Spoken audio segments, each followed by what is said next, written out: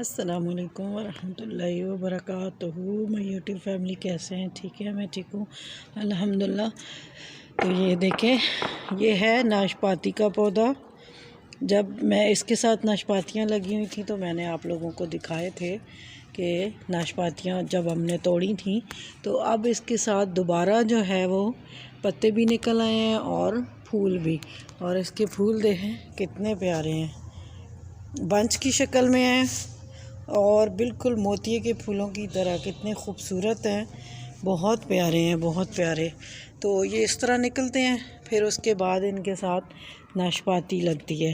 तो इसके नीचे ये देखें कितने ज़्यादा गिरे हुए हैं, ऐसे लगता है जैसे कि बर्फ़ पड़ी हुई हो।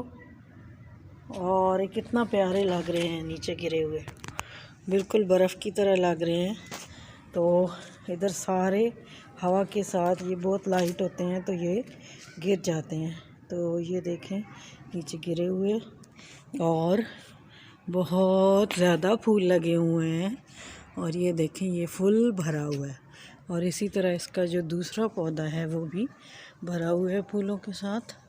तो ये देखें नीचे कितने गिरे हुए हैं और ये देखें ये फूल भरा हुआ है। ये देखें ये इसके फूल होते हैं और बहुत ज़रा सा भी बहुत हल्का सा भी हाथ लगे तो ये गिरने लग जाते हैं।